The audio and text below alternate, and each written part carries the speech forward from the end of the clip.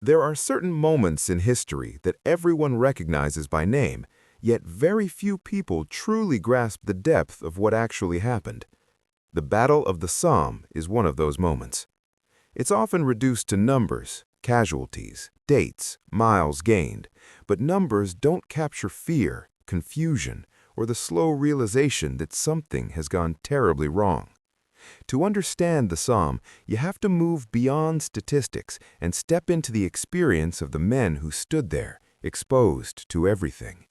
And the deeper you look through their perspective, the more disturbing the picture becomes. Some of what they're about to hear isn't easy to forget. So like always, we begin at the start and follow the path as it unfolds.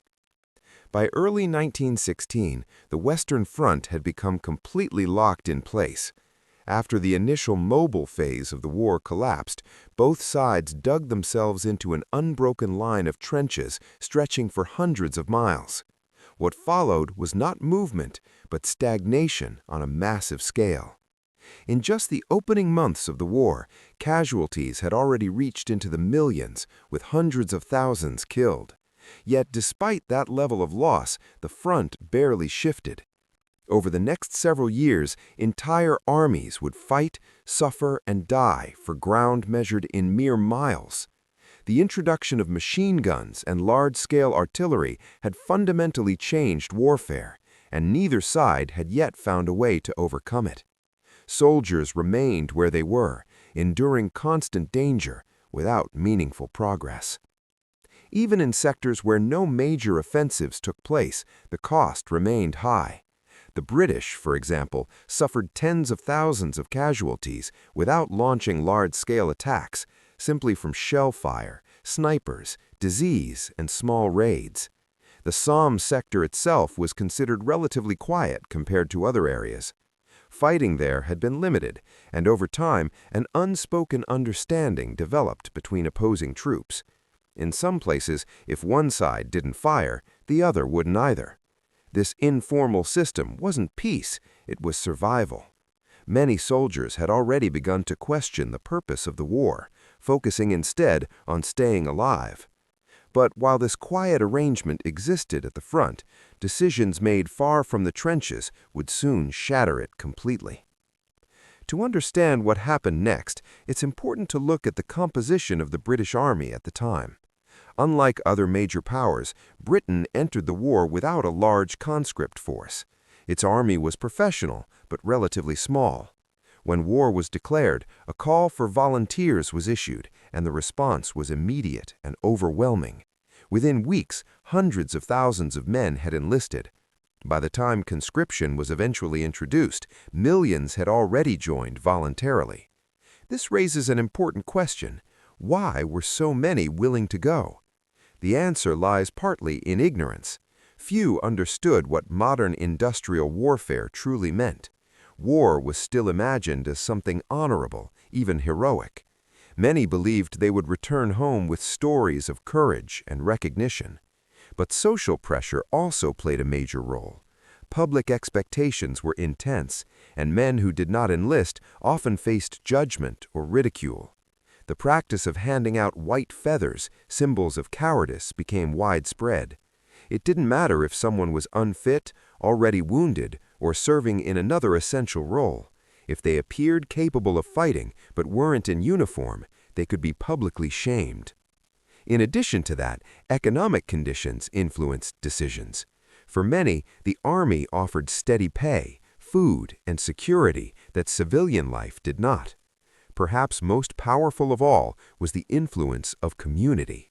When friends, relatives, and neighbors enlisted together, the pressure to join them became almost impossible to resist. This led to the formation of what became known as PALS battalions, where men from the same areas served side by side. It strengthened morale initially, but it would later amplify the human cost in devastating ways. By 1916, Allied leadership knew something had to be done to break the deadlock. Plans were made for a large-scale offensive involving both British and French forces.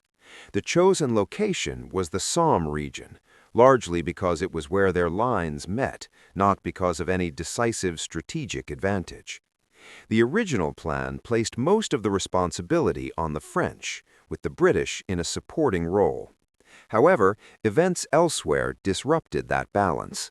The German offensive at Verdun placed enormous pressure on the French army, forcing them to redirect resources. As a result, the burden of the Somme offensive shifted heavily onto the British, many of whom lacked experience. There were also disagreements among commanders about how the battle should be fought. Some favored a limited, methodical approach, capturing small sections of enemy lines and consolidating gains before moving forward. Others pushed for a broader, more ambitious attack, aimed at breaking through multiple defensive layers at once. Ultimately, the more expansive plan was chosen. This decision had significant consequences, particularly for the use of artillery, which was central to the entire strategy. A massive bombardment was planned, lasting several days and involving an unprecedented number of shells. The expectation was that it would destroy enemy defenses completely, clearing the way for the infantry. However, several critical issues undermined this plan.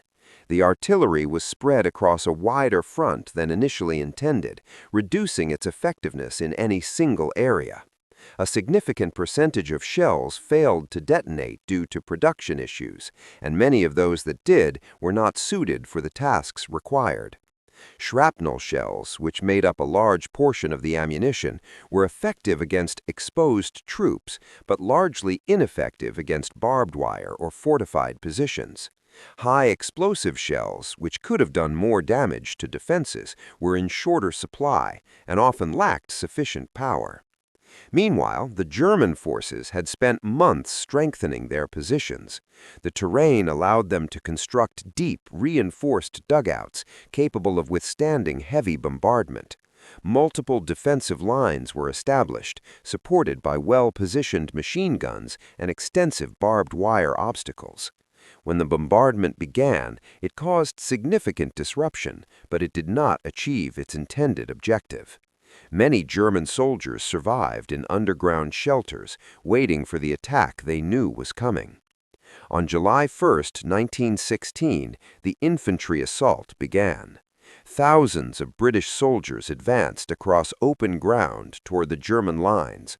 They moved in formation at a steady pace, carrying heavy equipment. They had been told that the bombardment had neutralized most resistance and that their advance would face minimal opposition. In reality, the situation was very different. As soon as the artillery lifted, German troops emerged from their shelters and manned their defenses. Machine guns were quickly set up, and the advancing soldiers became immediate targets. The result was catastrophic. In many areas, barbed wire remained intact, channeling advancing troops into narrow gaps that were already covered by enemy fire. The combination of open terrain, limited cover, and concentrated machine gun fire led to extremely high casualties within a very short period. By the end of the first day, the British Army had suffered nearly 60,000 casualties, including around 20,000 killed. It remains the single deadliest day in British military history. For the wounded, the situation was equally severe. Medical systems were overwhelmed, and many injured soldiers remained in no man's land for extended periods without assistance. Recovery efforts were limited, and advancing troops were often unable to stop to help those who had fallen. The impact on communities back home was profound, particularly for the PALS battalions. Entire groups of men from the same towns were lost in a matter of hours, leaving lasting effects on those communities. Despite the scale of the losses, the battle did not end on that first day. It continued for several months, with repeated offensives resulting in further casualties. New technologies, including tanks, were introduced, but they did not immediately change the outcome. By the time the battle concluded, total casualties across all sides exceeded 1 million. The territorial gains achieved were limited, amounting to only a few miles. Many of those who died were never recovered or identified. Their remains were lost in the destruction, leaving no grave to mark their passing. Memorials were later built to honor them, bearing thousands of names of the missing. The Battle of the Somme stands as a powerful example of the realities of modern industrial warfare, where planning, technology, and human cost collided on an unprecedented scale, and where the outcome, measured against the losses, continues to be questioned to this day.